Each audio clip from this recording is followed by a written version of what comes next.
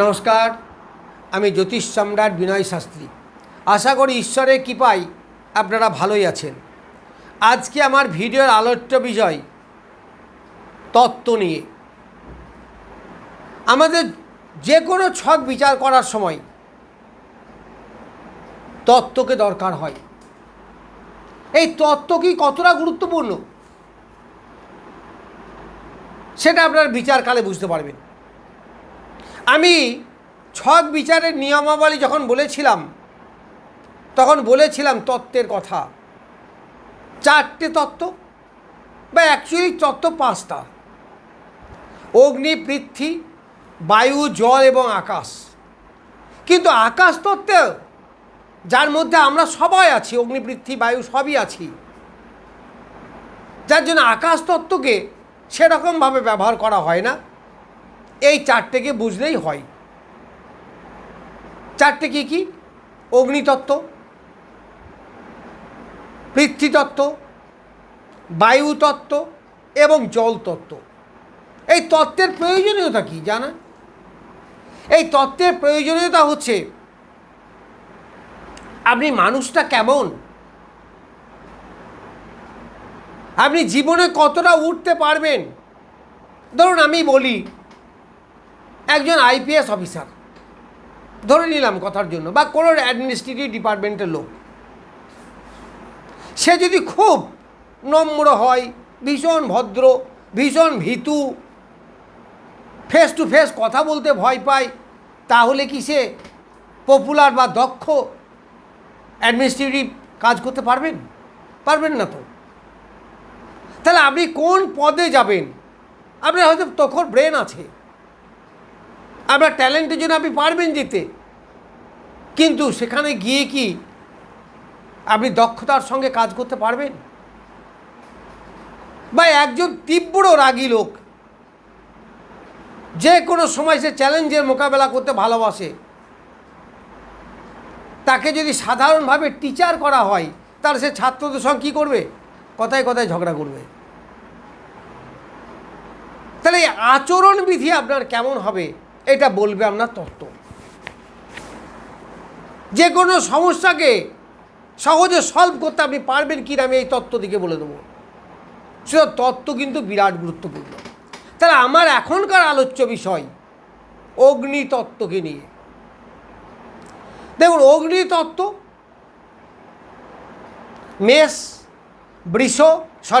মেষ, সিংহ এবং ধনু, এই 3টে হচ্ছে অগ্নিতত্ত্বের রাশি। আবার এরা 3টে তো অগ্নিতত্ত্বের, তাহলে এদের 3টের ক্যারেক্টার কি একই রকম? না, কখনোই না। কিছু কিছু মিল থাকবে, তবে সব এক হবে না। কেন হবে না? না, মেষ রাশির অধিপতি কে? মঙ্গল। সিংহ রাশির অধিপতি রবি। আর ধনু রাশির অধিপতি বৃহস্পতি। এই 3টের ক্যারেক্টার কি একই রকম? তা তো নয়। তাছাড়া মেষ রাশি চর রাশি, সিংহ রাশি স্থির রাশি, আর ধনু রাশি হচ্ছে ডুয়েল সাইন অর্থাৎ দ্ব্যর্থক রাশি। দুটো স্বভাবই যার মধ্যে আছে। এইগুলোকে পরিষ্কার করে বুঝতে হবে, তাহলে দেখবেন আপনাদের নিজে জন্মছক বা এই ভিডিওগুলো দেখে বুঝতে আপনাদের অনেক সুবিধা হবে। এইগুলোকে এড়িয়ে যাবেন না, যে কী হবে শুনে। এইগুলো জানা দরকার আছে। আমি একটা পয়েন্ট বললাম, কোনখান থেকে বললাম, কেন বললাম, আপনি বুঝতে পারবেন। যাই হোক, তাহলে অগ্নিতত্ত্ব, এই অগ্নিতত্ত্বের লোকরা ক্ষত্রিয় বর্ণের হয়। ক্ষত্রিয় মানে কি? যোদ্ধা, যারা যুদ্ধপ্রিয়। আগেকার দিনে তো এইরকমই ছিল। তার মানে এই রাশির লোকরা রাগী, জেদি, প্রচণ্ড ইগোইস্ট, একগুঁয়ে, চ্যালেঞ্জের মোকাবেলা করতে এরা খুব ভালোবাসে। এরা যে কোনো কম্পিটিশনে একবারে সিদ্ধহস্ত, এগিয়ে যেতে পারে। প্রচণ্ড সেন্টিমেন্টাল। এদের লিডারশিপ কোয়ালিটি খুব ভালো। দেখবেন অনেক ছেলেরা একসঙ্গে খেলা করছে, তো বাচ্চারা একটা ছেলে দেখবেন লিড দিচ্ছে, সে লিডার। আবার তাকে লিডার না করলে সে রেগে যাচ্ছে। আর আমি ধরে নেবেন, নিশ্চিত বুঝতে পারবেন এ অগ্নিতত্ত্বের মাল। তাহলে এইগুলো দেখে আমাদের বুঝতে হয়। তার সঙ্গে সঙ্গে নক্ষত্রের তত্ত্বও দেখতে হয়। নক্ষত্র তো তত্ত্ব আছে। নক্ষত্রের কী তত্ত্ব আছে না, এই 4টে ভাগের মধ্যেই ভাগ আছে। কিছু কিছু নক্ষত্র আছে অগ্নিতত্ত্ব, পরে আমি একটা লিস্ট দিয়ে দেবো। কিছু কিছু তত্ত্ব আছে পৃথ্বীতত্ত্বের, কিছু কিছু নক্ষত্র আছে বায়ুতত্ত্বের, আবার কিছু আছে জলতত্ত্বের। তাহলে এই নক্ষত্রের তত্ত্ব অনুসারেও দেখা দরকার আছে আমরা লগ্ন কোন তত্ত্বে বসেছে, যে ঘরে বসেছে তার তত্ত্ব কী, যে নক্ষত্র পেয়েছে সেই নক্ষত্রেই বা তত্ত্ব কী জানা দরকার আছে। তাহলে অগ্নিতত্ত্বের যদি হয় তাহলে তাদের অ্যাডজাস্ট আরও বেশি হবে। ধরা যাক আপনার চন্দ্র বা রাশি সিংহ রাশি, আবার যে নক্ষত্রটা পেয়েছে সেও অগ্নিতত্ত্বের, তাহলে কী হবে, অ্যাডজাস্ট ভালো হবে, কমফর্টেবল হবে, স্বাচ্ছন্দ্যপূর্ণ রেজাল্ট দিতে পারবে। এই সিংহ, এই অগ্নি রাশি বা অগ্নিতত্ত্ব যারা, তাদের কিন্তু অ্যাম্বিশন অনেক হাই হয়। দেখবেন অগ্নি মানে তো আগুন, আগুনের শিখা দেখবেন সবসময় উপর দিকে উঠতে চাই, কখনোই নিচের দিকে হয় না। তাই এই সমস্ত রাশির জাতক যারা হবেন, মেষ হোক, সিংহ হোক বা ধনু হোক, তাদের দেখবেন হাই অ্যাম্বিশন থাকে। জীবনে কিছু করতে হবে, চ্যালেঞ্জ, উচ্চ পর্যায়ে যেতে হবে, এই রকম একটা অ্যাম্বিশন থাকে। এবং এরা বেশিরভাগ ক্ষেত্রে সায়েন্সের স্টুডেন্ট হয়, ভালো হয় ছেলে, এরা বুদ্ধিমান হয়, এদের তীব্র পরিশ্রম করার ক্ষমতাও থাকে, এদের এগিয়ে যাওয়ার একটা যে মানসিকতা সেটা কিন্তু থাকে। এরা প্রচণ্ড ছটফটে হয়, চঞ্চল প্রকৃতির হয়। এইবার এদের এনার্জি লেভেল কতটা, এনার্জি লেভেলও কিন্তু অনেকটা উচ্চে থাকে। তবে এনার্জি লেভেলটা অনেকটা ডিপেন্ড করে চর স্থির দ্বাত্তকের ওপরে। সেই জন্যই তো বলা হচ্ছে যে মেষ চর আবার অগ্নি, তা চর অগ্নি। আর ধনু হচ্ছে, সরি, সিংহ হচ্ছে স্থির অগ্নি, আবার ধনু হচ্ছে দ্বাত্তক অগ্নি। তাহলে এনার্জি লেভেলটা তার কতটা হবে, সে জীবনে কতটা সাকসেস পাবে, এইগুলোর উপর ডিপেন্ড করছে। একেবারে প্রাইমারি লেভেল ছক বিচারের প্রথমেই এইগুলোকে দেখতে হয়। তারপর আর কি দেখবেন, এরা এত ছটফটে বা চঞ্চল হয় যে এরা প্ল্যান করে কিন্তু প্ল্যান ওয়াইজ চলতে পারে না। আবার দেখবেন অনেকেই এরকম দেখতে পাবেন যে কোনো একটা কিছু স্টার্ট করেছে, ভাল লাগলো না, বাদ দিয়ে দিল, আবার একটা কিছু করলো।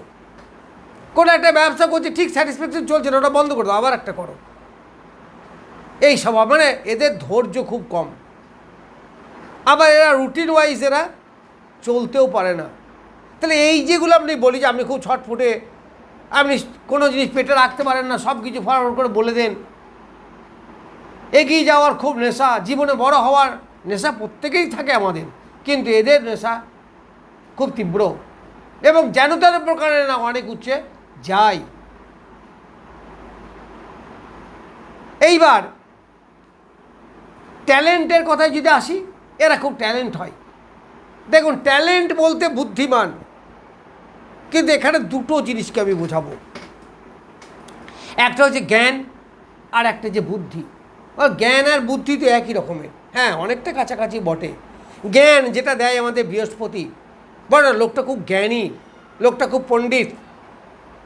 আর বুদ্ধি এটা কিন্তু এই জ্ঞানের সঙ্গে সম্পর্ক নয়। যেমন একটা লোক সবজি বিক্রি করে, কিন্তু খুব ট্যালেন্ট, কী করে ব্যবসা করতে হবে সে খুব জানে, খুব ভালো জানে। একটা লোক লেখাপড়াই শেখে নাই, কিন্তু খুব সুন্দর সংসার চালাতে পারে, খুব সুন্দর ব্যবসা করতে পারে, এইটা কি তার বুদ্ধি।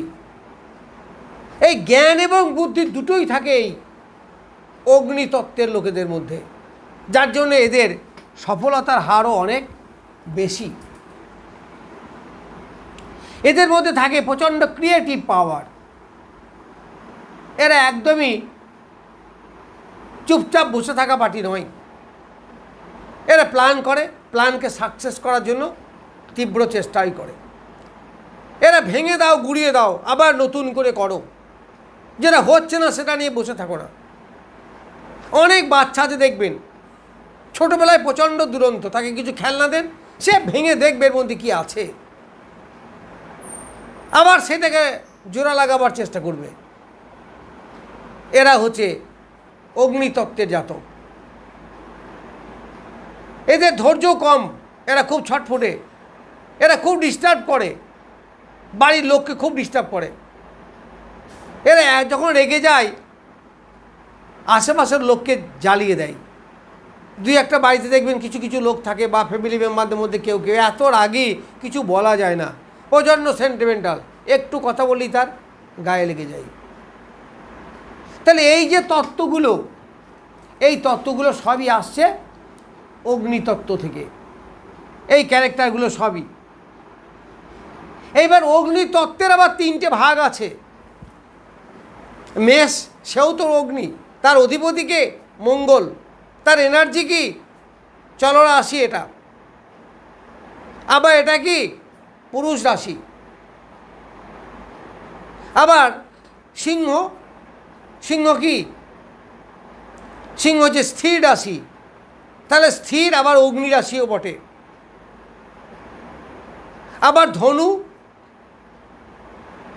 এই সিংহের অধিপতিকে রবি, তো রবির যে অগ্নি এবং মঙ্গলের যে অগ্নি, এই দুটো অগ্নি কিন্তু আলাদা। আবার ধনু, ধনুও কিন্তু অগ্নি, কিন্তু এই অগ্নি আলাদা, কারণ এর অধিপতি বৃহস্পতি। এই অগ্নি, এর চরিত্রের মধ্যে জ্ঞানের একটা বিকাশ থাকবে। এইবার এখানে সত্য রজ এবং তম, এই গুণগুলি আছে। তাহলে মেষ হচ্ছে কি তমগুণী, সিংহ হচ্ছে রজগুণী, আবার ধনু হচ্ছে সত্যগুণী। তাহলে সত্য, রজ, তম, তাহলে এই তিনটে অগ্নি হলেও তিনটে অগ্নি কিন্তু তিন রকমের। যাক, এই নিয়ে আবার একদিন বলবো, আজকে বলতে গেলে অনেক বড় হয়ে যাবে ভিডিও। নমস্কার, আজ এ পর্যন্তই।